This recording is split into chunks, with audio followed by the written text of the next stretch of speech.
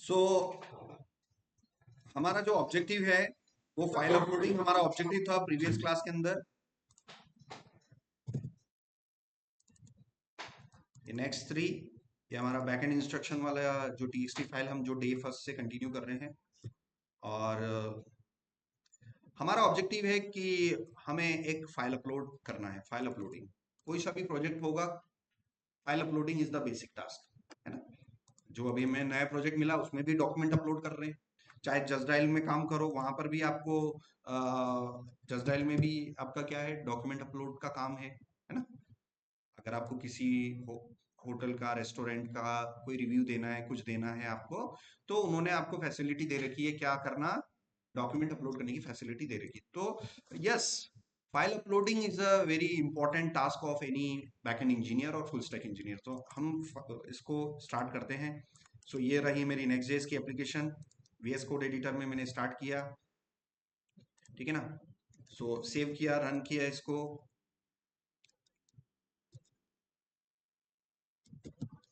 npm run Dave किया मैंने। और मैंने आपको बता दिया था कि जब आप फाइल अपलोड करोगे, फाइल किसी भी टाइप की हो सकती है, video, audio, PDF, file can be anything. So यहाँ पर जो है हम अपनी फाइल को अपलोड करेंगे। हम अपनी फाइल को अपलोड करेंगे और सर्वर पर परमानेंटली सेव करेंगे, ठीक है ना। तो फाइल को रखने के दो तरीके हैं। या तो हम उसको अपने खुद के सर्वर पे रखें, अपने खुद के सर्वर पर मतलब जहां कोडिंग पड़ा हुआ है वहीं पर आके फाइल भी सेव हो जाए। सो वो तरीका क्या हो गया कि server itself, source code plus files, यहाँ पर हो गया हमारा कोड भी मौजूद रहेगा और उसी के अड़ोस पड़ोस में कहीं ना कहीं हमारी क्या पड़ी रहेंगी, फाइल्स भी पड़ी रहेंगी। बट बड़े बड़े प्रोजेक्ट्स में सोर्स कोड, जिस सर्वर पे सोर्स कोड होता है उस सर्वर पे फाइल्स नहीं होती। फाइल्स का स्टोरेज, सेविंग सब अलग। बड़े बड़े प्रोजेक्ट्स की बात करते हैं तो वहां पर बड़े बड़े प्रोजेक्ट्स में इंटीग्रेट किया जाता है थर्ड पार्टी सर्विसेज। जैसे अमेजोन की एक सर्विस है S3, जिसका एक ही काम है क्या, स्टोर करके रखना, फाइल्स को स्टोर करने के, ठीक है ना। हमारा एक छोटा प्रोजेक्ट है तो हम आज क्या सीख रहे हैं कि जहां पर हमारी कोडिंग है वहीं पर हम क्या रखेंगे, अपनी फाइल्स रखेंगे, ठीक है ना। तो ये मैंने स्टार्ट किया, लोकलोस कॉलन 3000। और यहां पर हम अपना लोकेशन डिसाइड कर लो, ठीक है ना। आप अपना लोकेशन डिसाइड कर लो, ठीक है ना। सबसे पहले आप आप अपनी डायरेक्टरी डिसाइड कर लो कि आपको अपलोड कहां करना है, ठीक है ना। आप यहाँ रूट लेवल पे रखना चाह रहे हो कि एसआरसी के अंदर के, ऐप के अंदर के, पब्लिक के अंदर के, कहां पर। First of all you have to decide your upload directory, है ना। हमें क्या करना है, हमारी we have to decide our upload directory. We will decide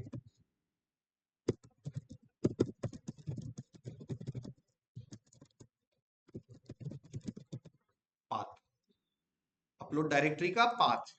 क्या हमें कहां पर रखना है, हमें रूट पे रखना है क्या, या फिर हमारे रूट पर जो एसआरसी डायरेक्टरी है उसके अंदर रखना है क्या, या फिर एसआरसी डायरेक्टरी के अंदर जो ऐप है उसके अंदर रखना है, या फिर एसआरसी डायरेक्टरी के अंदर जो ऐप है उसके अंदर हम अपलोड नाम की डायरेक्टरी रखेंगे, वहां रखना है। where you want to save your files, first of all as an engineer you will decide your upload directory path कि हमें रखना कहाँ पर है। क्योंकि हमने डिसाइड कर लिया कि हम थर्ड पार्टी सर्विस अभी छोटे प्रोजेक्ट में यूज नहीं करेंगे, जहां पर हमारा सोर्स कोड है उधर ही हम अपनी फाइल्स को रखेंगे, ये हमारा ऑब्जेक्टिव है। सो यहाँ पर मैं ये चाहता हूँ, थोड़ी सी रिसर्च करना चाहता हूँ कि भाई मैं चैट से पूछ लूँ, मैं एआई टूल से पूछ लूँ कि मैं एक नेक्स्ट.जेएस का ये मेरा फोल्डर स्ट्रक्चर है, तुम बताओ कहाँ रखना चाहिए। मेरे दिमाग, मैं तो डेवलपर हूँ, मैं तो जहां मर्जी पड़े वहां रख सकता हूँ, बट हमें स्टैंडर्ड लोकेशंस हमें पता कर लेनी चाहिए कि which is the standard location according to the GPT what.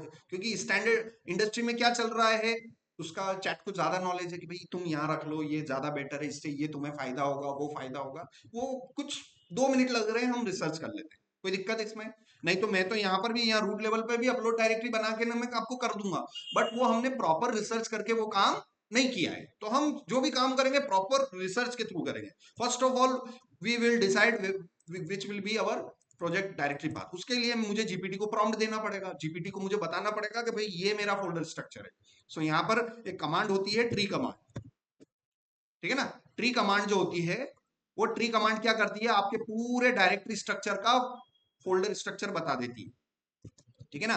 Tree command क्या करती है, आपके ये जो फोल्डर स्ट्रक्चर है ना, इसके अंदर पूरा अंदर जा जाके किस डायरेक्टरी के अंदर कौन सी फाइल पड़ी हुई है, किसके अंदर क्या क्या, एक पूरा स्ट्रक्चर बना के आपको एक रिप्रेजेंट कर देती। अब दिक्कत क्या है इस नोड जेएस में, इस इसके अंदर ये हमारा नोड मॉड्यूल सबसे खतरनाक फोल्डर है। इसके अंदर आप जाओगे ना, आपको कम से कम एक आध करोड़ फाइलें मिल जाएगी, एक आध मतलब 50 लाख, कम से कम लिख के रख लो 50 लाख फाइलें मिलेगी। इसलिए देखो ट्री कितना बड़ा जनरेट हुआ, कितना बड़ा ट्री जनरेट हुआ। इतना बड़ा ट्री चैट सपोर्ट करेगा क्या? So what I want to do, I want to exclude node modules directory and I want to generate the proper tree, है ना। मैं ट्री जनरेट करना चाहता हूं मगर किस फाइल को, किस फोल्डर को कंसीडर नहीं करना चाहता हूं, नोड मॉड्यूल, क्योंकि नोड मॉड्यूल्स में क्या अवेलेबल होती है, हजारों करोड़ों फाइलें। अगर वो उसको भी वो कंसीडर करेगा तो हमारा ट्री बहुत बड़ा जनरेट हो जाएगा और प्रॉम्प्ट चैट उसको सपोर्ट नहीं कर पाएगा। तो रिसर्च का एक तरीका होता है ना, रिसर्च का एक प्रॉपर तरीका होता है, जो भी आप रिसर्च करो प्रॉपर सोच समझ के करो। सो मैं उसको बोल देता हूं कि भाई मेरे इस पे आई am working inside this directory, है ना। मैं उस चैट को प्रॉम्प्ट दे दो, भाई क्या है सीखते चलो, ठीक है ना। ये मैंने यहाँ पर I want to use tree command and want to exclude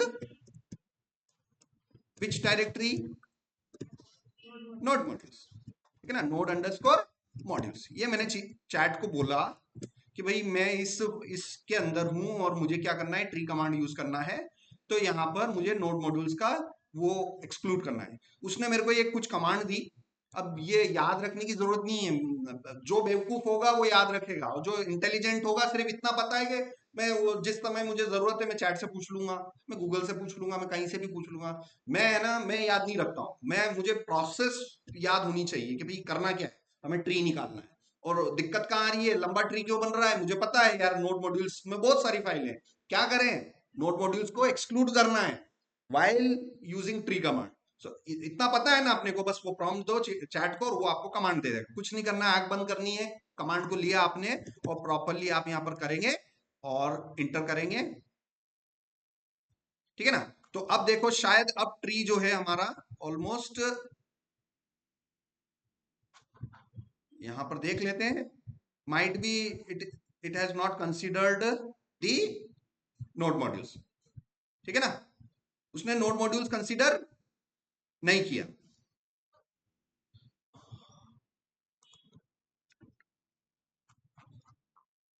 ठीक है ना, it's a Next.js project, it's a Next.js project. So देखो मैंने उसको बोला कि भाई ये नेक्स्ट.js का प्रोजेक्ट है, तो वो बोल रहा है कि भाई नोड मॉड्यूल से काम नहीं चलेगा, आपके बहुत सारी ऐसी डायरेक्टरी हैं जो फालतू का क्या जनरेट कर देगी, लंबा चौड़ा ट्री जनरेट कर देगी। तो अभी भी दिक्कत क्या आ रही है, भले ही नोड मॉड्यूल्स मैंने हटा दिया फिर भी मेरा ट्री बहुत बड़ा जनरेट हो रहा है। तो मैंने फिर चैट को बोला कि यार अभी भी मेरा ट्री बहुत ज्यादा जनरेट हो रहा है। तो उसने बोला कि यार तुम्हारा सिर्फ नोड मॉड्यूल से काम नहीं चलेगा, तुम्हें ना डॉट नेक्स्ट नाम की डायरेक्टरी भी एक्सक्लूड करनी पड़ेगी, गिट, क्योंकि गिट को भी एक्सक्लूड करना पड़ेगा, ये भी करना पड़ेगा। तो लाइक ठीक है ना। सो ऑप्शन टू, अब मैं लाइनेक्स पे काम कर रहा हूं कि मैं पावर शेल पे काम कर रहा हूं विंडोज पे, ये मैं पावर शेल पे काम कर रहा हूँ, ये हम मेरा मेरा विंडोज ऑपरेटिंग सिस्टम है, तो यहाँ पर हमें वो कमांड वो लेनी पड़ेगी, ठीक है ना। सीएलएस किया मैंने और ये कमांड जो इसने दिया है, ठीक है ना, ये कमांड दिया है यहाँ पर मैंने किया और इंटर किया।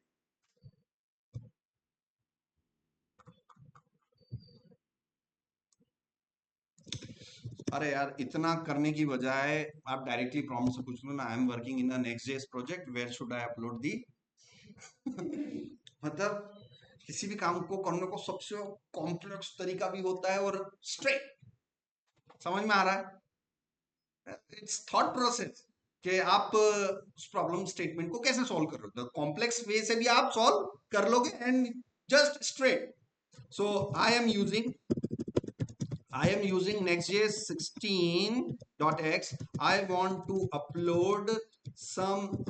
upload some documents.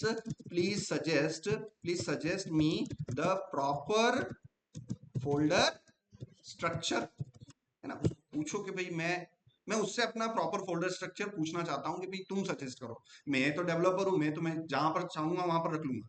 तो ये बता रहा है कि if the documents are publicly accessible you should upload in the public directory. ठीक है ना।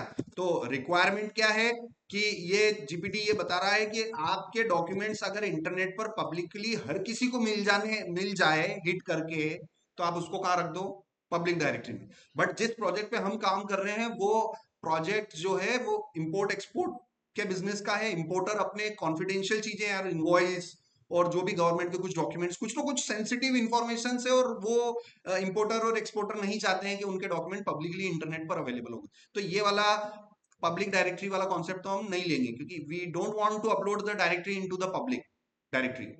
हाँ, इधर हम कर सकते हैं, देखो हम डेवलपर, हम चाहें तो सब कुछ कर सकते हैं, बट प्रॉब्लम क्या होगी, इंटरनेट पर वो डॉक्यूमेंट्स, गूगल जो होता है ना उसका एक क्रॉल इंजन होता है, एसईओ करता है ना गूगल, आपकी वेबसाइट को इंटरनेट पे लाता है ना, तो आपके साथ साथ में आपकी डायरेक्टरियों को भी स्कैन कर लेता है। जो आपके कॉन्फिडेंशियल डॉक्यूमेंट होगा वो पब्लिकली गूगल लिस्ट कर देगा। समझ में आ रहा है। ये डेवलपर की रिस्पॉन्सिबिलिटी होती है कि वो प्रोजेक्ट को किस तरीके से डेवलप कर रहा है। तो अब हमें अपने कस्टमर की सेंसिटिव इंफॉर्मेशन को भी प्रोटेक्ट करना है और हमें करना है। So definitely I don't want to use the option first. ठीक है ना। पब्लिकली हमें क्यों नहीं रखना है, मैंने आपको बता दिया भैया। इंपोर्टर एक्सपोर्टर के जो भी डॉक्यूमेंट है वो कॉन्फिडेंशियल हमें हमारे सर्वर पर रखने हैं, तो नेक्स्ट डेज का पब्लिक डायरेक्टरी मुझे अवॉइड करना पड़ेगा। समझ में आ रहा है ना। ये पब्लिक डायरेक्टरी को गूगल जो है ना वो स्कैन करके इसको लिस्ट कर देगा, इसके सारे डॉक्यूमेंट्स, तो हमें ये अवॉइड करना है। Let's see another option, if documents are private and secure. देखो वही बात उसने जो मैंने अभी बोली, बगैर स्क्रॉल किए हुए पड़े हुए, इसने ये वो बात बोल दी कि अगर आपके डॉक्यूमेंट सिक्योर और प्राइवेट हैं तो उसको फिर आप इस वाले ऑप्शन पे रखो। तो इसने क्या बोला, use a storage folder under the next root inside but don't expose. ठीक है ना। सो डाटा स्टोरेज नाम का उसने क्या बोला कि एक डायरेक्टरी बना लो और उसके अंदर अपलोड्स बना लो, और जो भी यूजर है उसकी आईडी और उसके डॉक्यूमेंट्स। ठीक है ना, इस तरीके से आप रख सकते हो। सो इसने सजेस्ट किया है, वैसे कर लेते हैं। ठीक है ना। सो रूट लेवल पर आप डेटा स्टोरेज नाम की एक डायरेक्टरी बना लो। ठीक है ना। रूट लेवल पर ये मेरा रूट रहा। अब जरूरी नहीं है कि डेटा स्टोरेज नाम की डायरेक्टरी बनाई मैंने यहाँ पर, मैं डायरेक्टली किस नाम से बना सकता हूँ, अपलोड्स, या फिर मैं यहाँ पर ये डेटा स्टोरेज नाम से ही बना लेता हूँ। ठीक है ना। So this is my data storage directory at the root level. समझ में आ गया ना। रूट लेवल मतलब एसआरसी के जस्ट पैरेलल सिबलिंग में। SRC and data storage directory both will be sibling. समझ में आ रहा है ना, दोनों सिबलिंग रिलेशन में है। ठीक है ना। सो एसआरसी और ऐप डायरेक्टरी का आपस में किस टाइप का रिलेशनशिप है, पेरेंट चाइल्ड का। दिख रहा है ना। सिबलिंग है क्या, नहीं है। पैरेलल में है क्या, नहीं है।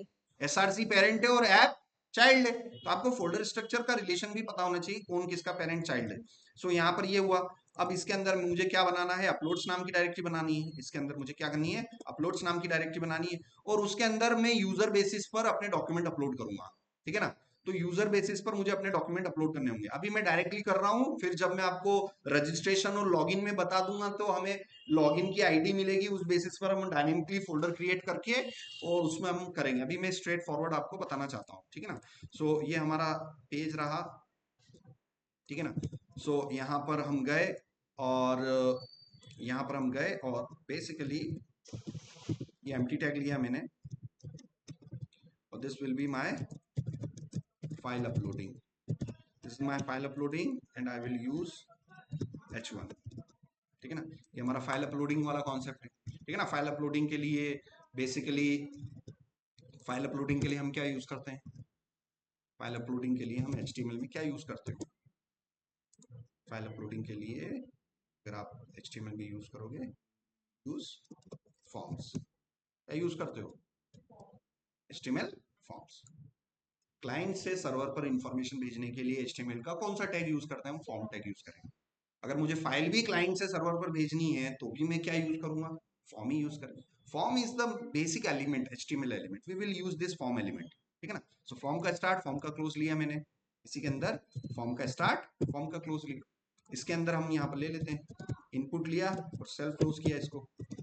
ठीक है। सेव किया, ब्राउजर में गए, आउटपुट देखा। ठीक है। अब यहाँ पर प्रॉब्लम है, थोड़ा सा बूटस्ट्रैप हम ले लें तो थोड़ा हमारा डिजाइनिंग थोड़ा बहुत अच्छा हो जाएगा। तो बूटस्ट्रैप इंक्लूड कर लेते हैं, getbootstrap.com, है ना। बूटस्ट्रैप इंक्लूड करने के दो तरीके हैं, सीएसएस लिंक कर दो और जावास्क्रिप्ट लिंक कर दो और आपका क्या अवेलेबल हो गया, बूटस्ट्रैप इंक्लूड हो गया। तो सीएसएस की लिंक ली, अब एसआरसी के अंदर फटाफट हम गए लेआउट डॉट जेएस, क्योंकि यही वो फर्स्ट फाइल है जिसके अंदर एचटीएमएल की कोडिंग पड़ी हुई है। एचटीएमएल का जो फर्स्ट फाइल जो नेक्स्ट.जेएस लोड करता है वो एक एचटीएमएल पेज ही लोड करता है, because it is a spa application, single page application. समझ में आ रहा है ना? तो नेक्स्ट.जेएस जो पहला पेज लोड करता है वो एक एचटीएमएल पेज होता है जो कि सिंगल पेज होता है, and that page is called layout page, layout page. And here you can see we have body के क्लोजिंग से पहले, ये देखो हर चीज बेसिक बेसिक सिखा रहा हूं भाई। बॉडी के क्लोजिंग से पहले हमें क्या इंक्लूड करना है, हमें जावास्क्रिप्ट इंक्लूड करना है, वो मैं कर देता हूं यहाँ पर, ठीक है ना। यहाँ पर क्या दिक्कत है, इसको ये दिक्कत है, एक तो क्रॉस ओरिजिन का ओ कैपिटल आ जाएगा, और इंटीग्रिटी और ये जो है ये आप हटा देना, यहाँ से आप हटा सकते हैं, ठीक है। और यहाँ स्क्रिप्ट का एस कैपिटल लेंगे और स्क्रिप्ट का एस कैपिटल लेना पड़ेगा, और इस स्क्रिप्ट के कंट्रोल स्पेस प्रेस करके आप इसको ऊपर इंपोर्ट करवा लेना, ये ठीक है ना। तो स्क्रिप्ट नाम का मॉड्यूल इंपोर्ट हुआ, जो कि हमारे नेक्स्ट.जेएस में अगर कोई जावास्क्रिप्ट की एक्सटर्नल लिंक है उसको अगर आपको नेक्स्ट.जेएस में रखना है तो we will import the script module, the script tag we will use, and ये स्क्रिप्ट कंपोनेंट यूज हो गया, ठीक है ना, ये कंपोनेंट है, ठीक है ना। सो कंपोनेंट का स्टार्ट, कंपोनेंट का क्लोज, और ये कंट्रोल कंपोनेंट्स के हो गए प्रॉप्स, ठीक है ना, ये प्रॉप्स हो गए। सो ये सेव किया, और यहाँ पर मुझे यूज करना है स्टाइल, अगर मैं यूज करूं यहाँ पर मैं हेड यूज करूं, ठीक है ना। तो आप हेड यूज कर लो, हेड का स्टार्ट, हेड का क्लोज, हेड का स्टार्ट, हेड का क्लोज। देखो एचटीएमएल के अंदर कौन से दो टैग होते हैं, हेड और बॉडी। अब हेड यहाँ पर आप नॉर्मल एचटीएमएल वाला हेड नेक्स्ट.जेएस में यूज नहीं कर सकते, नेक्स्ट.जेएस ने प्रॉपर एक हेड टैग बना रखा है, प्रॉपर एक हेड कंपोनेंट बना रखा है। कंपोनेंट, रिएक्ट के कंपोनेंट को हम किस में लिखते हैं, स्टार्ट टैग एंड टैग में लिखते हैं ना। तो हेड का स्टार्ट, हेड का close, this is again a component. I am importing head component from this library, ठीक है ना। What I am doing here, I M importing a head component from some library, ठीक है ना। I am importing script component from this library, समझ में आ रहा है ना कि ये स्क्रिप्ट क्या है, स्क्रिप्ट इज अ कंपोनेंट। क्यों कंपोनेंट बोल रहे हो, क्योंकि टैग के अंदर लिखा हुआ है। किसी भी चीज को रिएक्ट में अगर टैग में लिखोगे ना तो उसको टेक्निकली रिएक्ट की लैंग्वेज में क्या बोलते हैं, कंपोनेंट बोलते हैं। और स्टार्टिंग और एंडिंग टैग के बीच में देखो, ये बिल्कुल बेसिक बेसिक चीजें बता रहा हूं भाई, ये सारी चीजें रिएक्ट से रिलेटेड है, ये रिएक्ट से रिलेटेड। किसी भी चीज को अगर मैं स्टार्ट और एंडिंग टैग में लिखूंगा तो उसे हम क्या बोलेंगे, कंपोनेंट बोलेंगे, we will called it as components. समझ में आया। सो कंपोनेंट का स्टार्ट, कंपोनेंट का क्लोज। अगर यही चीज अगर एचटीएमएल में होती, यही चीज अगर एचटीएमएल में होती तो उसको आप क्या बोलते हैं, उसको आप क्या बोलते हैं, यस, इसको आप क्या बोलते हैं, टैग बोलते हैं, ठीक है ना। This is start tag, this is and tag. मगर रिएक्ट में आते ही इनको टैग नहीं बोलते हैं, क्या बोलते हैं, component. This is component start and this is component end. This is head component का start, this is head component start, this is head component close. This is script component, समझ में आ गया होगा अब। स्क्रिप्ट कंपोनेंट का start, script component का close. बिल्कुल बेसिक बता रहा हूं भाई, इससे बेसिक कुछ नहीं है। इधर एचटीएमएल में आप उनको क्या बोलते हैं, एट्रीब्यूट्स बोलते हैं, ठीक है ना। जैसे H1 को मैंने क्या दे दी, क्लास दे दी, क्लास मैंने दे दी यहां पर A, ठीक है ना। H1 को मैंने क्लास दे दी, H1 को मैं क्या दे सकता हूं, आईडी दे सकता हूं, मैंने आईडी दे दी यहां पर इसको B। तो भाई क्लास, आईडी, ये everything these are called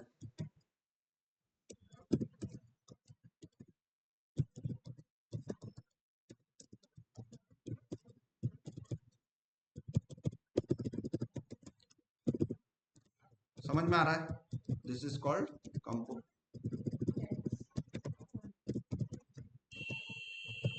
this is called content area. समझ में आ रहा है। तो स्टार्ट टैग के अंदर स्टार्टिंग टैग के अंदर अगर मैं कुछ भी लिखूंगा तो उसे हम बोलेंगे एट्रीब्यूट, और उस अंदर आने वाली चीज को बोलते हैं value. How many attributes a start tag can have, tell me, how many attributes a start tag can have? Multiple. समझ में आया? तो HTML में इनको टैग्स बोलते हैं, उन्हीं टैग्स को रिएक्ट में क्या बोलते हैं? कंपोनेंट। HTML में जो एट्रीब्यूट्स होते हैं, like class attribute, like ID attribute, वही एट्रीब्यूट इधर आके क्या कहलाएंगे? These will be called as props. ठीक है ना? क्या कहलाएंगे? ये प्रॉप्स कहलाएंगे। सो यहां पर मैं बिल्कुल साइड बाय साइड कंपैरिजन करके बिल्कुल बेसिक बेसिक सिखा रहा हूं। This is my start component, this is my and component, ठीक है, and this is called property and it's value. और प्रॉपर्टी को ही शॉर्ट फॉर्म में बोलते हैं प्रॉप। ठीक है ना? PROP। क्या हो गया? प्रॉप का मतलब क्या है? प्रॉपर्टी। ठीक है ना? सो आप यहां पर देखो, ये स्क्रिप्ट जो लिया है, what is this? It is a component. What is SRC?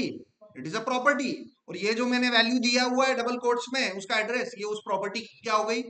Value हो गई। ठीक है ना? इसको और डिटेल में अगर आपको सीखना हो तो आप W3C पे जाके किस सेक्शन में जा सकते हैं? रिएक्ट में जाके आप किस चीज को पढ़ सकते हैं? रिएक्ट प्रॉप्स को पढ़ सकते हैं। इसमें आपको ये सारी चीजें सिखाएंगे कि भाई कोई भी प्रॉप अगर आप लेओगे, ठीक है ना, वो सारी चीजें यहाँ पर बताई जाएगी कि अगर कोई भी आपने एक प्रॉपर्टी बनाई है तो उसके अंदर आप एट्रीब्यूट्स जो होते हैं उनको प्रॉप्स बोलते हैं, और वो उसके अंदर जो आप सप्लाई करते हैं वो उसकी वैल्यू होती है। तो एग्जैक्टली मैंने वो चीज यहाँ पर आपको सिखा दी। समझ में आ गया? तो एक बूटस्ट्रैप इंक्लूड करने के लिए मैंने स्क्रिप्ट कंपोनेंट का यूज किया, मैंने हेड कंपोनेंट का यूज किया। इस हेड कंपोनेंट के अंदर मुझे अगेन क्या यूज करना है? अपना अपना ये यूज करना है, लिंक टैग यूज करना है। ठीक है ना? तो यहाँ पर मैं लिंक टैग पर गया और मैंने सेव किया, और ये मैंने इसको इस तरीके से इंप्लीमेंट कर लिया। ठीक है ना? अभी मैं आपको प्रॉपर वो तरीका आपको बता रहा हूँ। ठीक है ना? तो यहाँ पर वर्सल में गए, हमारे फर्स्ट पेज पर गए, रिफ्रेश किया मैंने, और ठीक है, इंस्पेक्ट एलिमेंट किया, कंसोल पर गए, नेटवर्क टैब, हेड के अंदर गए, और हेड के अंदर आपको देखना है कि क्या आपका बूटस्ट्रैप का लिंकिंग अटैच हुआ क्या। ठीक है ना? सो बूटस्ट्रैप का लिंक आपका अटैच हुआ कि नहीं हुआ, ये आप चीज देख सकते हो। देखो, नहीं अटैच हुआ।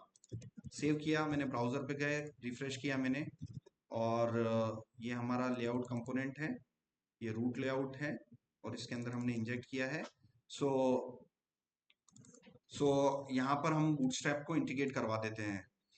लेट्स, मैंने यहाँ पर किया, और I want to use bootstrap in next next 16.x। मुझे बूटस्ट्रैप यूज करना है, तो उसको यूज करने के वो दो तीन तरीके बताएगा। सबसे पहले तो npm के थ्रू बता देगा, और या फिर आप CDN के थ्रू बताएगा। ठीक है ना? तो यहाँ पर हम तरीका देख लेते हैं, optional better way, local JS instance CDN। ठीक है ना? तो यहाँ पर एक अप्रोच देखते हैं, ये वाला अप्रोच फॉलो करते हैं बूटस्ट्रैप इंप्लीमेंट करने का। सो ये स्क्रिप्ट टैग मैं हटा रहा हूँ अभी। ठीक है ना? प्रॉपर वे देख लेते हैं, ये हेड टैग भी मैंने हटाया, और यहाँ से मैं ये हेड और ये दोनों ही मैं हटा रहा हूँ। प्रॉपर हम नेक्स्ट.js में इंप्लीमेंट करते हैं। ठीक है? सो CLS और npm इंस्टॉल बूटस्ट्रैप, तो क्या ओपन करके रखेंगे सामने? पैकेज.json, और डिपेंडेंसी सेक्शन में आप देखना npm इंस्टॉल बूटस्ट्रैप मैंने लिया, तो देखना डिपेंडेंसी मेरी आ जाएगी। ये आ गई, तो मैंने बूटस्ट्रैप सक्सेसफुली इंप्लीमेंट कर लिया। उसके बाद मुझे क्या करना है? ऐप के अंदर ग्लोबल डॉट जो CSS है, ऐप के अंदर ग्लोबल डॉट जो CSS है, उसमें उसने बोला है at the top. Eight the top मतलब इस फाइल में सबसे ऊपर ही ऊपर पहले लाइन पर पढ़ना है, समझना है, और उसके हिसाब से काम करना है। At the top what we need to import this extension. ये मैंने किया, सेव किया। उसके बाद स्टेप थर्ड पर load JavaScript for models drop down collapse, है ना? वो कोलैप्स काम करते हैं ना, मॉडल्स काम करते हैं। तो उसके लिए आप अपने उसमें layout.x में जाके आप स्क्रिप्ट सेक्शन के अंदर ये आपने जावास्क्रिप्ट इंप्लीमेंट कर ली। ठीक है ना? अगेन वही बात, कि बॉडी के क्लोजिंग से पहले स्क्रिप्ट टैग यूज कर लिया और स्क्रिप्ट को मैंने क्या करवा लिया, इंपोर्ट करवा लिया, तो मेरा वो भी काम करने लग जाएंगे मॉडल्स, ठीक है ना, बूटस्ट्रैप के मॉडल्स काम करने लग जाएंगे। रिफ्रेश किया, देखो ये आ गया, थोड़ा डिजाइन इंप्रूव हो गया। अब यहाँ पर हम पेज डॉट जेएस पर गए, इनपुट को यहाँ पर हमने क्लास दिया, क्लास नेम, ठीक है ना। तो बूटस्ट्रैप का आपको पता है, थोड़ा बहुत आपको इतने डिजाइन सिखा रखे हैं मैंने आपको। ये फॉर्म के अंदर हम कौन सी क्लास देते हैं बूटस्ट्रैप की, फॉर्म कंट्रोल। कौन सी क्लास देते हैं, फॉर्म कंट्रोल। ये प्रॉपर इसकी डिजाइनिंग हो जाएगी, फॉर्म डैश कंट्रोल, ठीक है ना। सेव किया, ब्राउजर में गया, आउटपुट देखा, ये फॉर्म कंट्रोल आ गया। इस पूरे को मुझे क्या करना है, इसको मुझे पूरे को फोटो, इसको मुझे विड्थ देनी है, मुझे इसको मुझे इसको देना है, पूरे को मुझे विड्थ देना है। मैं यहाँ पर एक कंटेनर ले लेता हूँ, थोड़ा बहुत बूटस्ट्रैप हम देख लेते हैं यहाँ पर, ठीक है ना। ये बूटस्ट्रैप लिया, इस बूटस्ट्रैप के अंदर मैंने पूरा का पूरा ये यहाँ पर किया, पेस्ट किया, ठीक है। और यहाँ पर मैं क्लास ले लेता हूँ, क्लास ले लिया मैंने, क्लास नेम, और क्लास नेम यहाँ पर मैं क्या ले लेता हूँ, कंटेनर, ठीक है ना। सेव किया, ये देखो ये बीच में आ गया, ठीक है ना। तो फाइल और फाइल अपलोडिंग, ठीक है ना, प्रॉपर हो गया ना। कंटेनर में क्या होता है कि लेफ्ट और राइट मार्जिन आ जाएगी, कंटेनर फ्लूइड में ऑलमोस्ट विड्थ 100% अचीव कर लेगा, ठीक है ना। अब यहाँ पर इनपुट टाइप, मुझे टाइप क्या लेना है, input type, I need file, type file लिया मैंने, सेव किया, ये चूज डॉक्यूमेंट, ठीक है ना। तो ये डॉक्यूमेंट्स में यहाँ से चूज कर लूंगा, मुझे क्या अपलोड करना है, पीडीएफ अपलोड करनी है, इमेज अपलोड करनी है, मेरी फाइल चूज हो गई। और देन उसको मैं यहाँ पर अपलोड करने का एक बटन बना सकता हूँ, सिंपल, इनपुट टाइप सबमिट और बटन में भी, एंड देन यहाँ पर मैंने क्लास ले लिया, वैल्यू ले लेते हैं, वैल्यू लिया मैंने, अपलोड, ठीक है ना। सेव किया, ब्राउजर में जाइए, अपलोड। ये वैल्यू नहीं लोगे तो क्या आएगा, ये देखो सबमिट लिखा हुआ रहा, ठीक है ना। यहाँ पर बटन ले लेते हैं, class name equals to btn, ये देखो बटन btn डैश प्राइमरी, ये हो गया। थोड़ा सा इनको गैप दे देते हैं, इसको मार्जिन बॉटम डैश 5 दे दिया, एमबी डैश 5, ये थोड़ा नीचे आ गया। बेसिक डिजाइनिंग है ये, इसमें कोई नेक्स्ट जेस नहीं सीख रहे हो, इसमें टोटल आप क्या सीख रहे हो, सिर्फ बूटस्ट्रैप की डिजाइनिंग क्लासेस यूज करें। तो हमारे पास बेसिक ये हो गया है। अब यहाँ पर हमारे पास प्रोग्रेस बार होना चाहिए, ठीक है ना, हमारे पास प्रोग्रेस बार होना चाहिए। तो बूटस्ट्रैप में मैं प्रोग्रेस बार सर्च करूंगा, ये रहा प्रोग्रेस बार, ठीक है ना। इसमें प्रोग्रेस बार में आप अचीव कर लो, कोई सा भी प्रोग्रेस बार, एक ग्रीन वाला अचीव कर लो। जैसे जैसे जैसे डॉक्यूमेंट अपलोड होगा सर्वर पर, मेरा प्रोग्रेस बार डायनेमिक हो जाएगा, है ना, 0%, 10, 30, 50 और 100। तो ये ग्रीन वाला प्रोग्रेस बार में यूज कर लूंगा। ये कॉपी किया मैंने, ये कॉपी किया, है ना, और इस फॉर्म के जस्ट नीचे मैंने पेस्ट कर दिया। जब भी कोई एचटीएमएल कोड हम लेके आएंगे तो इसमें ये राइट क्लिक करके ये कन्वर्ट एचटीएमएल टू जेएसएक्स नाम का एक एक्सटेंशन होता है, ठीक है ना। सो ये एक्सटेंशन आपको इंस्टॉल करना पड़ेगा। आप अपने एक्सटेंशन मैनेजर में जाना और यहाँ पे लिखना HTML2 JSX, रियाज लश्कार, ये उसका डेवलपर है। ये एक्सटेंशन आपको इंस्टॉल करना है। ये क्या मदद करेगा, ये आपके HTML को JSX में कन्वर्ट करने की मदद करेगा। तो देखना, ये मैं अभी HTML का जो कोड लिखा है ना, उसमें क्या लिखा हुआ है, क्लास इक्वल टू लिखा हुआ है। जबकि रिएक्ट में, नेक्स्ट.जेएस में क्लास इक्वल टू चलता है कि क्लास नेम इक्वल टू चलता है, क्लास नेम चलता है। तो ये इसको सिलेक्ट किया, राइट क्लिक किया और यहाँ पर मैंने कन्वर्ट HTML टू JSX किया। तो देखना उसने पूरे कोड को रेडी बना दिया, किसके कंपेटिबल, रिएक्ट और नेक्स्ट के कंपेटिबल बना दिया। सारी क्लास को उसने किस में कन्वर्ट कर दिया, क्लास में। और भी कुछ नेक्स्ट.जेएस या रिएक्ट से रिलेटेड कुछ अगर रिक्वायरमेंट होगी तो ये प्लगइन सब कुछ कर देता है, ठीक है ना। आपको तो कुछ नहीं करना है, आपको अपने HTML के कोड उठा उठा के लाओ बूटस्ट्रैप से, इधर पेस्ट करो और जितना कोड आपने पेस्ट किया उनको सिलेक्ट करके फिर से आप क्या कर दो, कन्वर्ट HTML टू JSX, बस इतना ही करना है। और ये टूल यूज कर लिया, ये टूल्स भी आज ध्यान रखना आप, ठीक है ना। इतना करने के बाद यहाँ पर हम देखते हैं क्या बना, ये हुआ। अब इसके फॉर्म के जस्ट नीचे हम थोड़ा सा फॉर्म के जस्ट नीचे मार्जिन बॉटम डैश 5 दे दिया मैंने यहाँ पर। तो ये देखो ये थोड़ा हो गया, 5 से मैं यहाँ पर 2 कर देता हूँ, ये हो गया, ठीक है ना। अब ये जो वैल्यू है, ये वैल्यू को मैं यहाँ पर इंस्पेक्ट एलिमेंट करके अभी मैनुअली आपको चेंज करके बता देता हूँ कि बस इस वैल्यू को जो है ना, ये जो वैल्यू आ रही है विड्थ वाली वैल्यू, इसको जावास्क्रिप्ट से हम कंट्रोल कर लेंगे। ठीक है ना। आप देखना स्टाइल की जो वैल्यू है,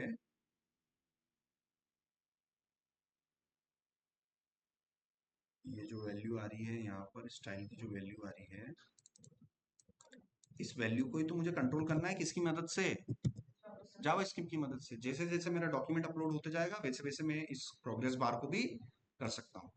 it is a requirement of our project, है ना, क्योंकि हमें फाइल अपलोडिंग, हमें डॉक्यूमेंट अपलोड करके उस पर आगे काम करवाना है। तो the first thing we need to learn how to upload a document and figure out where we want to upload the document. We have decided we want to upload the document on our own file system where the code is available. We want to upload that. We don't want to use any third party services for now. Okay, हम AWS S3 use नहीं करेंगे। S3 क्या होता है? Amazon की service है जो कि स्पेशली किस लिए डिजाइंड है, फाइल्स को स्टोर करने के लिए। ठीक है ना। S3 का फुल फॉर्म क्या होता है? सर्विस, है ना भाई। भले ही आपने उसको यूज नहीं कर रखा है बट बेसिक अंडरस्टैंडिंग तो हो गया ना भाई वो S3 है क्या। वो एक अमेजोन का एक ऐसी सर्विस है जो कि फाइल अपलोडिंग का काम कर रही है। आपने यूज किया क्या? नहीं किया सर, मेरे को उसका बेसिक्स पता है, मेरे को उसके बारे में पता है कि हाँ वो हम यूज कर सकते हैं। ठीक है ना।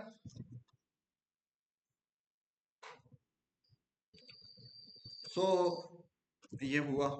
ठीक है ना। तो बेसिक डिजाइन मेरा रेडी हो गया है। अब मुझे अपना पोस्टमैन ओपन किया, मैंने अपना पोस्टमैन ओपन किया। वी नीड टू, अब नेक्स्ट जेएस में, अगर आप नेक्स्ट जेएस में काम कर रहे हैं तो आप सबसे पहले उसको कैसे अपलोड कर सकते हैं, आप एपीआई बना के अपलोड कर सकते हैं, जो जो कि सबसे पहला अप्रोच है ना। आप एपीआई बनाओ और एपीआई पर आप अपलोड कर दो। ठीक है ना। सो मैं यहाँ पर, ठीक है ना, और आप में से जिसने स्ट्रापी यूज किया हुआ है उनको पता है, स्ट्रापी वालों को Strapi is one of the best tool. ठीक है ना। तो स्ट्रापी आपने यूज कर रखा है, स्ट्रापी के अंदर भी मैंने बता रखा है फाइल अपलोडिंग का, कि उन्होंने भी एक एपीआई बना रखी है। स्ट्रापी को देख देख के आप अपनी भी एपीआई बना सकते हैं। ठीक है ना। यहाँ से सर्च किया मैंने अपलोड, ये मैंने सर्च किया। ठीक है। सो ठीक है ना। सो यहाँ पर आप देखेंगे कहीं ना कहीं आपको वो फाइल अपलोडिंग वाला मिल जाएगा, तो उसको हम देख देख के भी कर सकते हैं। सो ये हमारा पोस्टमैन रहा। यहाँ से हम गए, यहाँ सबसे पहला काम है कलेक्शन बनाना, डेट वाइज कलेक्शन बना लो। जैसे जिस पे हम प्रोजेक्ट पे काम कर रहे हो, तो ये आपका कौन सा प्रोजेक्ट है। मैं अभी इंपोर्ट एक्सपोर्ट लिख रहा हूँ बट आप रियल में आप उस प्रोजेक्ट का नाम लिखना। ठीक है ना। जैसे ये मेरा इंपोर्ट एक्सपोर्ट का वो है, ये मेरा कलेक्शन बन गया। कलेक्शन किस नाम से होना चाहिए? प्रोजेक्ट के नाम से। तो आप सभी को अपने प्रोजेक्ट का नाम मालूम है तो आप वो नाम लिखना। मैं अभी क्या लिख रहा हूँ? Import export. उसके बाद आप अपनी एक रिक्वेस्ट बनाओगे। फॉर एग्जाम्पल मैंने अपनी रिक्वेस्ट बनाई। रिक्वेस्ट किस टाइप की होनी चाहिए? पोस्ट मैंडेटरी भाई, फाइल अपलोडिंग के लिए मेथड कौन सी होनी चाहिए? पोस्ट ही होनी चाहिए। Post body, post body form data, post body form data. ठीक है ना। Post body form data. तो फॉर्म डेटा में मैंने यहाँ पर ले लिया जैसे फाइल, और यहाँ से ये लिया मैंने, और यहाँ से मैं क्या कर सकता हूँ, अपनी फाइल अपलोड कर सकता हूँ। अगर आपको जेसॉन अपलोड करना है तो आप पोस्ट बॉडी रॉ जेसन पे जाओ, but you don't want to upload a JSON right now, you want to upload a file. So what formula you will use? Post body form data. For file uploading there is a formula, है ना। ठीक है ना। Postman में formula क्या चलेगा अपना? Postman का फॉर्मूला मैं लिख देता हूँ, पोस्टमैन। तो क्या फॉर्मूला चलेगा? पोस्ट के अंदर किधर जाना है अपने को? बॉडी के अंदर। बॉडी के अंदर किधर जाना है अपने को? फॉर्म डैश डेटा के अंदर जाना है। फॉर्म डेटा के अंदर जाना है। उसके अंदर जाके आप एक की बनाओगे। किस टाइप की बनाओगे? फाइल टाइप की। ठीक है ना। तो मैंने मेरा doc1 और इसका टाइप हो गया फाइल। ठीक है ना। तो ये मेरा की किस नाम से मैंने बना दिया? document1। ठीक है ना। अब जैसे मेरा किस टाइप के डॉक्यूमेंट होते हैं? Types of docs in import export. तो मैंने थोड़ा गूगल से पूछ लिया कि किस टाइप के डॉक्यूमेंट्स होते हैं, तो इसने बता दिया कि बिल ऑफ लेडिंग होता है। ठीक है ना। एक डॉक्यूमेंट किस टाइप का होता है, बिल ऑफ लेडिंग होता है। तो मैं यहाँ पर अपलोड करते समय यहाँ पर मैं क्या लिख सकता हूँ, bill underscore of underscore lading. ठीक है ना, तो ये मेरी की बन जाएगी। ठीक है ना, तो ये आप यहाँ पर मैंने ले लिया bill underscore of underscore leading, bill of leading. इसको किस टाइप का फाइल लिया, और यहाँ से मैं डॉक्यूमेंट अपलोड करूंगा। तो यहाँ से मैं डॉक्यूमेंट अपलोड करूंगा। मान लीजिए मेरा डॉक्यूमेंट जो है बिल ऑफ लीडिंग मेरा कोई सा भी हो सकता है। मान लीजिए ये इमेज है, ये इमेज मैंने यहाँ से अपलोड कर दी, मतलब यहाँ सिलेक्ट कर ली। फाइनली मुझे एपीआई बिल्ड करना है। एपीआई बिल्ड मेरी होगी HTTP किस पर, HTTP:// लोकल होस्ट:3000, क्योंकि यहाँ पर मेरी एप्लीकेशन चल रही है। यहाँ पर मुझे अपने एंड पॉइंट डिसाइड करने पड़ेंगे। ठीक है ना, एंड पॉइंट मुझे डिसाइड करने पड़ेंगे। सो एंड पॉइंट यहाँ पर आप डिसाइड कर सकते हैं। सो फाइल अपलोडिंग के लिए मुझे एंड पॉइंट डिसाइड करना है, तो आप जाओ अपने। ठीक है ना, अब एपीआईज बनाने के लिए आपको यहाँ पर किस पे जाना पड़ेगा, राउट हैंडलर्स में। ठीक है ना, तो आप बेसिकली नेक्स्ट में दो चीजें बना सकते हो, या तो एपीआई बना सकते हो या वेब पेजेस बना सकते हो। अगर वेब पेजेस बनाना है तो किधर जाओगे, लेआउट्स एंड पेजेस। ये चीजें मैं बता चुका हूं, फिर रिवाइज करवा। और अगर एपीआईज बनानी है तो किधर जाओगे, राउट हैंडलर्स में। राउट हैंडलर्स में आप जाके देखना कि ऐप फोल्डर के अंदर आपको कंपलसरी एक फोल्डर बनाना पड़ेगा, that is API, because you want to create an API in next.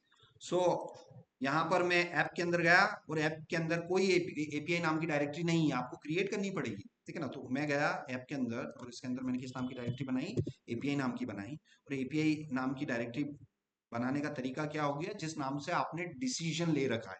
तो आप अपने नोटपैड में डिसाइड कर लो कि I want to have my API like this like that. आपको अपना एपीआई का फॉर्मेट आप देख लो। So API slash doc upload whatever, है ना, डॉक अपलोड। ठीक है ना, आपको अपना एंड पॉइंट डिसाइड करना पड़ेगा कि भाई क्या आप अपना एंड पॉइंट रखना चाह रहे हो। This is called your endpoint, this is called your route. ठीक है ना, तो the name of the route, the endpoint, you will decide first in the notepad. ठीक है ना, उसके हिसाब से फिर आप कोड करो। ठीक है ना, सो यहाँ पर हम थोड़ा चैट का भी सजेशन ले लेते हैं कि चैट ने इसको क्या बोला था कि भाई किस टाइप का आपको होना चाहिए। सो आप प्रीवियस उस पे जाएंगे, प्रीवियस चैट पर जाएंगे जब आपको एपीआई आपने। ठीक है ना, सो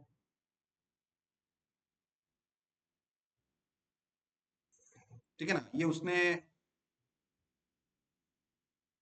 कोई दिक्कत नहीं, इसके सजेशंस की कोई दिक्कत नहीं है, हम इस नाम से बना लेते हैं। ठीक है ना, एपीआई स्लैश डॉक अपलोड। तो चैट पर गए, एपीआई स्लैश डॉक अपलोड हमें कब करना है, जब हम कुछ नेस्टेड डायरेक्टरीज हम देख लेंगे। So what we want to do, we want to create a route.js file. So जिस नाम का राउट चाहिए उस नाम की क्या बनानी है, हमें डायरेक्टरी बनानी है। सो इस एपीआई फोल्डर में गया, मैं किस नाम की डायरेक्टरी बना ली, डॉक अपलोड। और रूल क्या है, रूल ये है कि उस डॉक अपलोड के अंदर मुझे क्या करना है, route.js नाम की फाइल बनानी है। सो उसके अंदर जाके मैं route.js नाम की फाइल बना ली। उस route.js फाइल के अंदर बेसिक कोड क्या होना चाहिए, यहाँ से मैं जावास्क्रिप्ट का कोड ले लेता हूँ। ये रहा मेरा बेसिक कोड। ठीक है ना, तो बेसिकली ये बेसिक कोड मैंने यहाँ पर पेस्ट किया, ये मेरा बेसिक कोड है। What is this basic code, it is a basically a get function, it is a get function definition. ठीक है ना, फंक्शन से रिलेटेड दो बातें, भाई डिफाइन करो और कॉल करो। केयरफुली देखो ये चीज क्या है, ये फंक्शन की डेफिनेशन। कॉलिंग कहाँ हो रही है मुझे भी नहीं पता, बट मुझे इतना पता है कि डॉक्यूमेंटेशन में ये लिखा है कि भाई इस फंक्शन को यूज करना है आपको, तो भाई यूज करना है, कि मैं उससे आगे नहीं चल सकता हूँ। नेक्स्ट जेएस के डॉक्यूमेंटेशन से आगे नहीं चल सकता हूँ। मुझे डॉक्यूमेंटेशन फॉलो करना है, उस हिसाब से मुझे काम करना है, तो ही मेरी एपीआई बन पाएगी। अपने हिसाब से हर कुछ लिखूंगा तो कोड एरर आ जाएगी। इतना पता होना चाहिए कि ये जो क्या है, ये आपने कॉपी पेस्ट किया, ये है क्या। This is a get function, it has formal argument. This function is an async function, it is also getting exported. So Node.js के अंदर एक कॉन्सेप्ट है कि आप जावास्क्रिप्ट का कोई सी भी कॉन्सेप्ट को आप इंपोर्ट एक्सपोर्ट कर सकते हो। फंक्शन को डिफाइन करो, एक्सपोर्ट कर दो।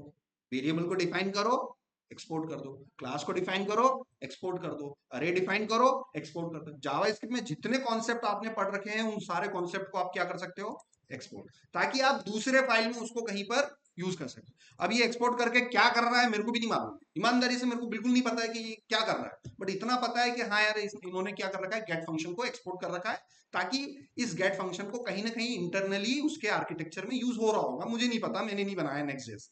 ठीक है ना, मुझे इतना पता है कि भाई इसको फॉर्मल आर्गुमेंट बोलते हैं, this is the name of the function, this is an async function, it is also getting exported. ठीक है, सो ये मैंने एक्सपोर्ट किया। अब यहाँ पर अब यहाँ पर हम देखते हैं, ठीक है ना, कैशिंग छोड़ते हैं और मुझे सिर्फ एक रिस्पॉन्स देना है। ठीक है ना, मुझे एक सिर्फ रिस्पॉन्स देना है। तो मुझे रिस्पॉन्स देने के लिए यहाँ पर आप देखेंगे, रिस्पॉन्स देने के लिए यहाँ पर आप देखेंगे फंक्शन के क्लोजिंग से पहले, दुनिया कल बात बोली थी मैंने भाई, कोई सा भी फंक्शन के लास्ट करली ब्रेसेस से पहले उस फंक्शन का क्या काम होता है जनरली, रिटर्न करना। the last statement of any function, every function may return something। समझ में आ रहा है, दुनिया का कोई सा भी फंक्शन हो, किसी भी लैंग्वेज का हो, उसके करली ब्रेसेस से जस्ट पड़ोस में, उससे जस्ट पहले आपको क्या देखने को मिलेगा, रिटर्न नाम का वर्ड मिलेगा। वो रिटर्न क्या कर रहा होगा, वो रिटर्न कर रहा होगा, बेसिकली रिटर्न कर रहा होगा। रिटर्न करते ही उसने एक्सपोर्ट कर दिया तो ये कुछ ना कुछ कर रहा होगा। ठीक है ना, यहाँ पर अब क्या रिटर्न करवाना है ये हम देख लेते हैं। ये रिस्पॉन्स डॉट जेसन नाम का ये है। सो ये मैंने यूज किया, सेमीकोलन लगाया। इसका फॉर्मेट देख लेते हैं। इसका फॉर्मेट यहाँ कमेंट करके मैं लिख देता हूँ, ताकि कंपेयर कर करके आप समझ पाओ कि हाँ यार ये चीज ये है, ये है। ठीक है ना, this is return, this is a class, maybe an object, this is maybe a method, this is maybe a actual argument. समझ में आ रहा है? So JSON is a method,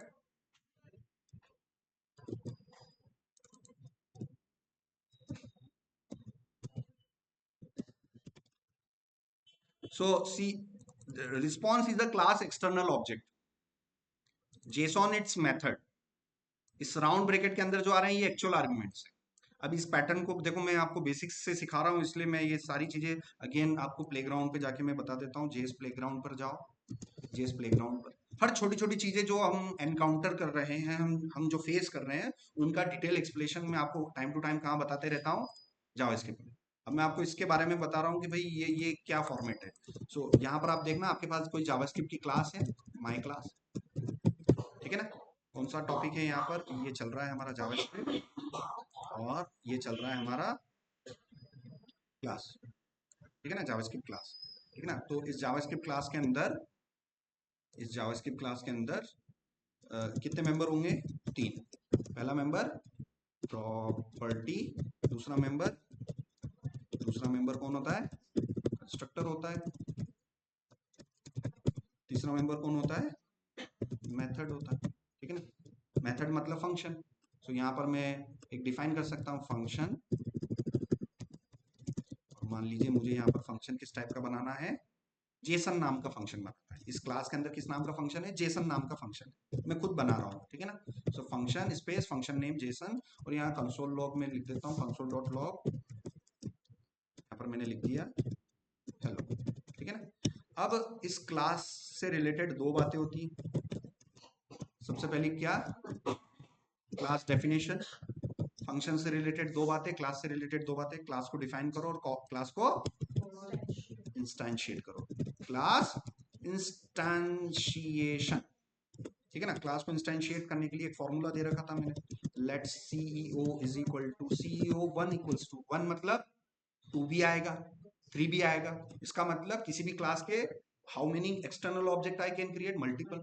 ये सीईओ 1 लिखने का रीजन आपको समझ में आ जाना चाहिए कि सर ने 1 ही क्यों लिखा। अब 1 लिख दिया तो 2 भी आ सकता है, 3 भी आ सकता है। So how many class external object I can create, multiple. So how you create a class object with the help of new keyword, है ना। सो ये सारी चीजें मैं आपको बहुत अच्छी तरीके से मैं आपको बता चुका हूँ, फिर बता रहा हूँ, फिर रिवीजन करवा रहा हूँ। ठीक है ना, and how you access the methods with the help of class external object, we will use ceo1 dot the method। ठीक है ना, ceo1 dot the method। ठीक है ना, तो यहाँ पर मैं let ceo1 is equal to new of my class, ceo1 dot json।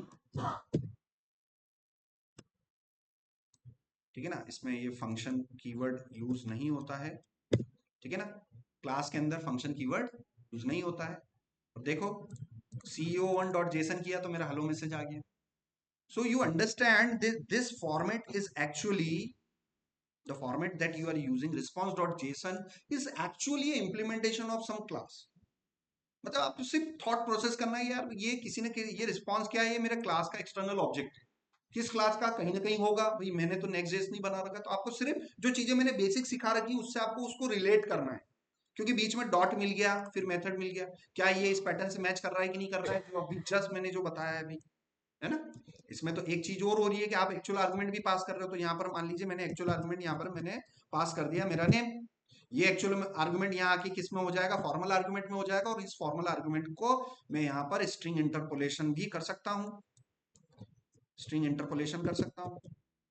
String interpolation के लिए रूल बता रखा है मैंने, डॉलर कर्ली ब्रेसेस एंड ये हो गया, समझ में आया। एक्चुअल आर्गुमेंट भेजा, अंदर जाके रिसीव हुआ, अंदर जाके इंप्लीमेंटेशन हो गया उसका। यहाँ पर भी क्या हो रहा है, यहाँ पर भी रिस्पॉन्स एक्सटर्नल ऑब्जेक्ट की जेसन मेथड में आप कुछ डेटा आर्गुमेंट पास कर रहे हो, एक्चुअल आर्गुमेंट, अंदर जाके क्या खिचड़ी पका रहे हैं, क्या कर रहे हैं, मेरे को जानकारी बिल्कुल नहीं है, क्योंकि नेक्स्ट जेस मैंने नहीं बना। बट मैंने क्या चीजें सीखी है, मैंने भाई बेसिक चीजें सीखी।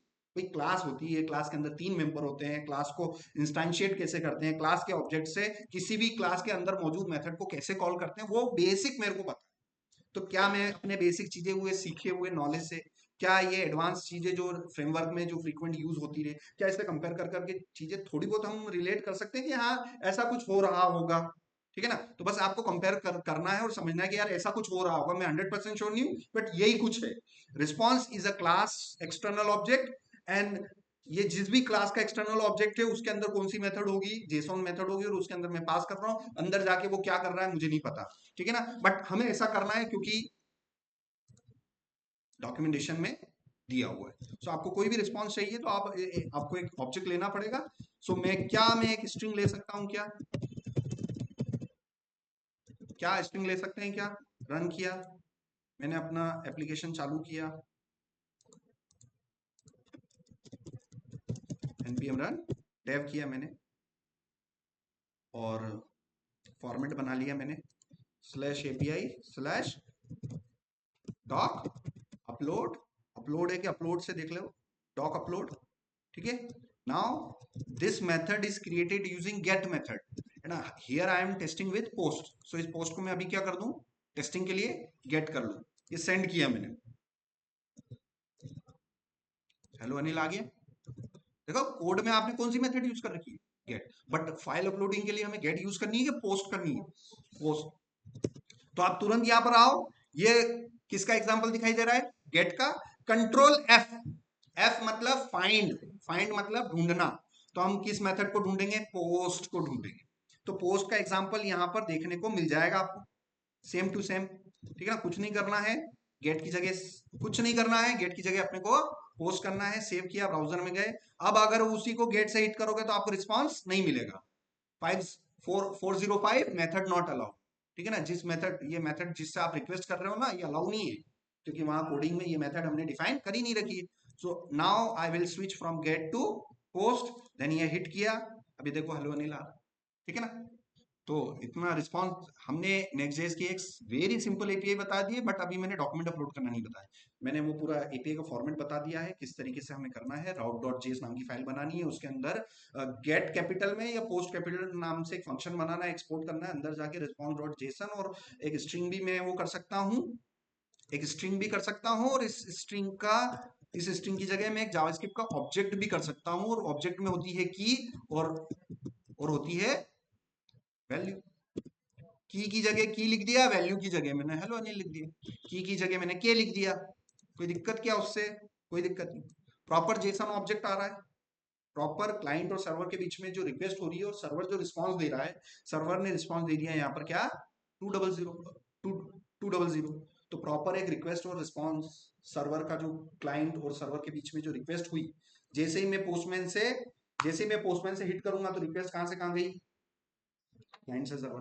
फिर से देख लेते हैं, जब भी आप एपीआई बनाते हो तो बेसिकली क्या इन्वॉल्व होता है, क्लाइंट सर्वर, ठीक है ना। ये जैसे ही आप यहाँ पर सेंड बटन पर क्लिक करोगे तो आपका जो पोस्टमैन है ना, वो कौन है यहाँ पर इस आर्किटेक्चर में, वो क्लाइंट है। क्लाइंट में जैसे ही आप इस एपीआई पर हिट करते हो ना सेंड बटन, तो आपने क्या परफॉर्म किया, एक रिक्वेस्ट। वो भी अभी के हिसाब से आपने कौन सी रिक्वेस्ट परफॉर्म करी, एक पोस्ट रिक्वेस्ट, ठीक है ना। ये पोस्ट रिक्वेस्ट आपने परफॉर्म करी। इस ये ये हमारी रिक्वेस्ट रिस्पॉन्स साइकिल होती है ना। एक गोल सर्कल बनाओ, वो उसको बोलते हैं cycle. So request response cycle में पहला पार्ट क्या होता है, client will make request to the server, और दूसरे पार्ट में क्या होता है, server will respond to the client, ठीक है ना। तो अब अगले अगले फेज में क्या होगा, अगले फेज में उल्टा फ्लो चलेगा। क्या फ्लो चलेगा कि सर्वर क्या देगा, रिस्पॉन्स देगा। सर्वर देगा रिस्पॉन्स, वो भी किस टाइप का रिस्पॉन्स देगा भैया बताओ, जेसॉन, है ना। So JSON is a standard format for exchanging data between client and, ठीक है ना। पुराना लेगेसी कोई फॉर्मेट बताओ जो पुराने जमाने में क्लाइंट और सर्वर के बीच में डाटा एक्सचेंज करने के लिए यूज होता था। एक्सएमएल नाम सुना है। पुराने जमाने में हम क्लाइंट और सर्वर के बीच में डाटा एक्सचेंज करने के लिए XML यूज करते थे। दिस इज द ओल्ड वे। पुरानी जो एप्लीकेशंस बनती थी वहां पर XML यूज होता था। अभी जो मॉडर्न लेटेस्ट जनरेशन के जो प्रोजेक्ट्स हो रहे हैं उनमें हम मोस्टली क्या यूज करते हैं, 99% हम जेसॉन ही यूज करते हैं। ये नेक्स्ट जेस भी ये किस टाइप का रिस्पॉन्स दे रहा है, JSON, because this is very standard and high level, ठीक है ना। सो आपने ये देखा आज के लेक्चर में, मैंने ये आपको बताया, प्रॉपर ये आपको बताया। और डॉक्यूमेंट अपलोड्स की एक एपीआई होगी, उसमें मल्टीपल हम कीज बनाएंगे, ठीक है ना। अभी हमारे पास ये बिल ऑफ लेडिंग वाली की है, और भी we have variety of database, variety of documents. For example हमारे पास मैंने जीपीटी से पूछा कि भाई types of documents, there is a airway bill, ठीक है ना। एयरवे बिल और बिल ऑफ लेडिंग, या फिर हम ले लेते हैं कमर्शियल इनवॉइस। एक डॉक्यूमेंट को क्या बोलते हैं, कमर्शियल इनवॉइस। तो मान लो मेरे पास 50 डॉक्यूमेंट मुझे अपलोड करने हैं, तो क्या 50 अलग अलग एपीआई बनाऊंगा कि सिंगल एपीआई में अलग अलग की पर मैं अचीव कर लूंगा, सिंगल एपीआई, है ना। सो ये सिंगल एपीआई, ये सिंगल एपीआई, और इसमें मैं क्या बढ़ाते चलूंगा बताइए, कीज। समझ में आ रहा है ना। So we will have only one API which is capable of accepting multiple documents. समझ में आया। सो कमर्शियल इनवॉइस यहां पर ले लिया मैंने, कमर्शियल अंडरस्कोर इनवॉइस। रूल बता रखा है भाई, small letter, spaces are not allowed, hyphen is not allowed, only underscore, ठीक है ना। We will have sometime we will have commercial invoice, sometime we will have, मुझे भी नहीं पता, मैं यहाँ रिसर्च कर सकता हूँ, सर्टिफिकेट ऑफ ओरिजिन। ये भी कोई ना कोई डॉक्यूमेंट होगा। सो मुझे यहाँ पर क्या करना पड़ेगा पोस्टमैन में, certificate of, certificate underscore of underscore origin. उसका भी मुझे क्या अपलोड करना पड़ेगा, फाइल, उसका भी मुझे क्या अपलोड करना पड़ेगा, फाइल। ये मैंने नहीं किया। तो with single end point I can able to upload multiple documents, ठीक है ना। तो ये हम इसको फर्दर कंटिन्यू करेंगे, ठीक है। सो मैंने सेव किया, और